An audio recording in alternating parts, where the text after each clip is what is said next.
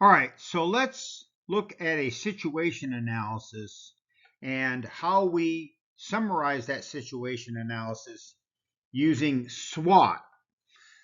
This is something that's done by many firms, and it's something that is taught in virtually every business school. So let's just sort of walk through this process one time. I'm going to use an example that our case team had from a few years ago for a product that Hershey's was trying to break into the market with called Icebreakers Cool Mints. And of course, what we would do is we would perform a situation analysis, which would include an industry analysis, an internal analysis, competitor analysis, customer analysis, and macro environmental analysis. And then we would summarize those findings in a SWOT to simplify things, but to also see if we couldn't highlight the important aspects of the situation analysis. Okay, so let's take a little look at the industry analysis. So in terms of the industry analysis, we were looking at the gum and mint market. And of course, the gum and mint market includes subcategories of sugarless gum, regular gum, plain mints, and breath freshener mints. And when we take a look at each of these markets, we might notice that that the total market is worth $5 billion. And that's a lot of money. But the total market has actually not been growing over the last 5 or 6 or 7 years. It, in fact, has been stagnant, and over those years, it is actually virtually back where it started at $4.7 billion. Sugarless gum market has gone down by 3% over that time, while the regular gum market actually went down only by 1%. The plain mint market, on the other hand, went up, as did the breath freshener mint market. But you'll notice that the breath freshener mint market is only 1/10 of the total gum and mint market, and that and if you take a look at those numbers, sugarless gum is the largest submarket, followed by plain mints, then fresh freshener mints, and now regular gum.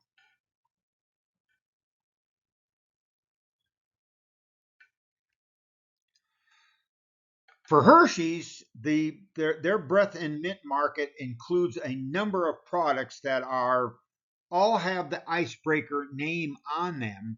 Our particular product is that cool mint icebreaker. And but you'll notice that they also have ice cubes, they have frost, they have duo fruit and cool together. They have icebreaker other duos with certain flavors like grape. They have the Cool Blast mint, the Cool Blast packets there up on the third from the top on the left hand side. Those are the things that we were trying to sell. Cool Blast was a bigger name with Icebreakers as the family name in behind it. So when we look at this stuff internally, Hershey's is doing fine in their all of their icebreaker mint sales have gone up dramatically over the last few years.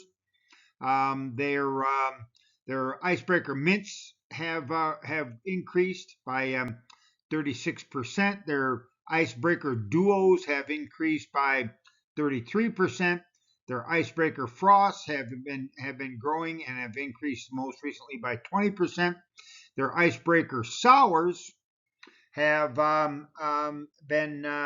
increased by 6.7%. But the Cool Blasts have gotten off to a little bit of a slow start with only a 5% increase, even though it's a brand new product. And of course, Hershey's question to us was, how can we do a better job of marketing Cool Blasts?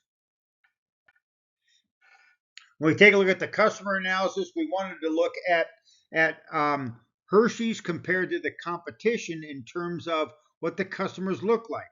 So overall, what we did was we collected data from MRI on heavy users of breath freshening mints, not just regular mints, but breath freshening mints. And then we took a look at the three largest brands together. Those three brands, of course, are Hershey's Icebreakers.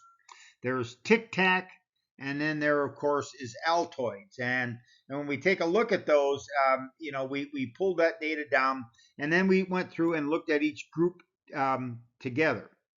So first, we compared heavy users to our icebreaker products, and you'll notice that our icebreaker products have a little bit of a flatter, slightly more affluent market.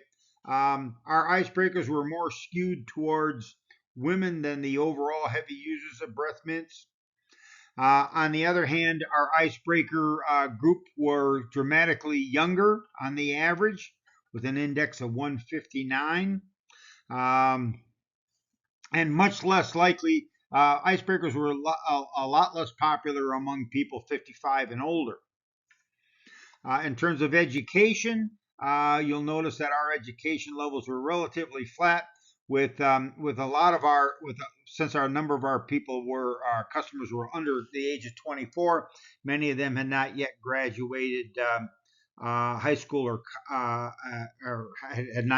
some had not yet graduated high school, but most had not yet graduated college. When we compared them in terms of jobs, they were very, very similar. That is, that our users were more likely to have either construction jobs or other jobs, and the other jobs are more likely service-related jobs where you're dealing with the public on a regular basis, jobs that you probably don't need much of an education to get. All right. Then, of course, the next thing we would have done was we would have looked at the Tic Tac customers, and the Tic Tac customers are even more skewed towards women than icebreakers.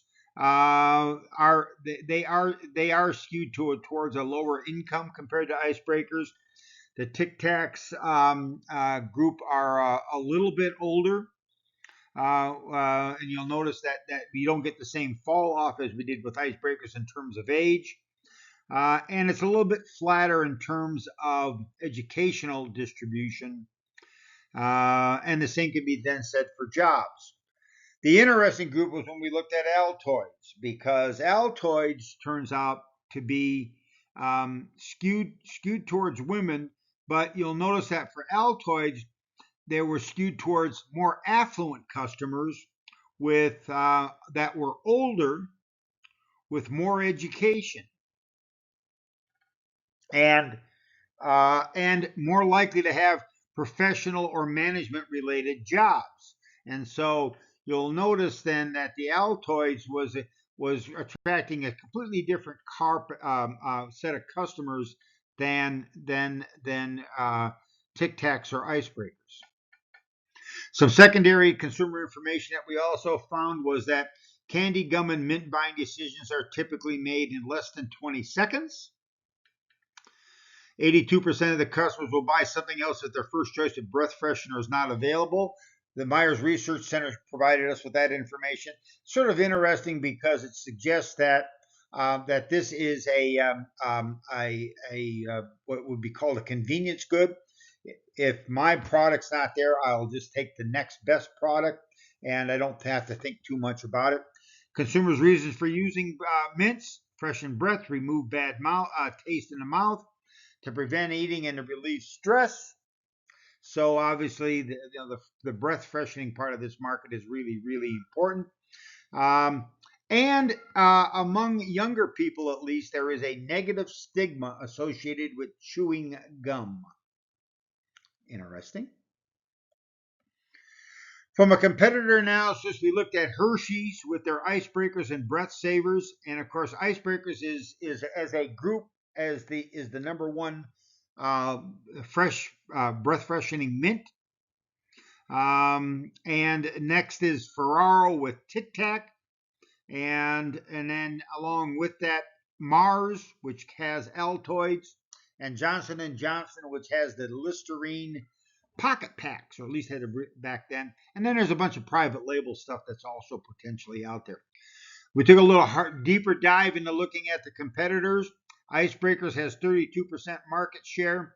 Tic Tac has a 26% market share, and Altoids an 18% market share. They have different positioning, and taglines. Icebreaker's tagline is "Break the ice." Tic Tac is "Shake up your taste buds," and of course, you know that if you shake a Tic Tac um, box, a little plastic box of Tic Tacs, they rattle. And then Altoids pitches themselves as curiously strong mints. And then we have what each of the products have in terms of their product line. It's interesting. Icebreakers has 25 SKUs. Tic Tac has 11 SKUs, and Altoids has 9 SKUs. So between them, that's almost 50 SKUs, which of course requires some commitment to shelf space if you're going to display all of those different mints in your particular retail outlet. Um, we then took a quick look at the social media footprints, and we found that Icebreakers had a very small footprint with no Twitter, no YouTube views, no YouTube subscribers, no Instagram followers, strictly Facebook. And even on Facebook, they had about 1 million likers and followers, where Tic Tac and Mentos and Altoids, or not Altoids, but certainly Tic Tac and Mentos had more. Altoids didn't have as many, but of course, their target market is older than either Icebreakers, Tic Tacs, or Mentos. Some macro analysis information. Millennials are snack more than other groups of people, which presents some potential possibilities for breath mints. Smokers in the U.S. continue to decline. There is a strong correlation between using breath freshener mints and smokers. The more people smoke, the more likely it is that they are mint users to cover up that smoky breath when they get done. Marriage rates are down among millennials, and of course, what that means, of course, is there are more single people. More single people are probably more concerned about appearance and hygiene. Millennials are more connected than ever, but millennials are less concerned about personal hygiene, not by a lot, but less concerned about personal hygiene, and are more concerned about germs. And this is interesting because this was pre-pandemic, and so they carry a hand sanitizer with them, even back in 2019. So then, of course, we put together the SWOT, which includes strengths, weaknesses, opportunities, and threats. And let's kind of go through each of those in turn. So in terms of strengths, Hershey's has a 41% market share in the breath freshener mint business. That's a huge strength. They have the largest selling brand in the breath mint area, and their sales have increased rather dramatically over the last 6 to 8 to 10 years.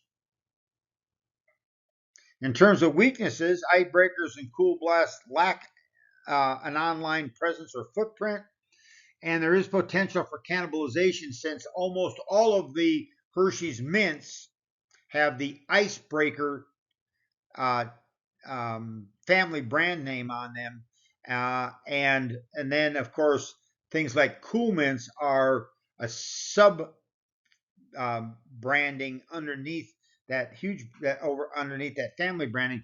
Family branding strategies, of course, always create more of a likelihood for product cannibalization between particular versions of your own brand. In terms of opportunity, the fresh pressure of the market is growing, which means, of course, that there are opportunities if you can just hang on to your market share as the market continues to grow.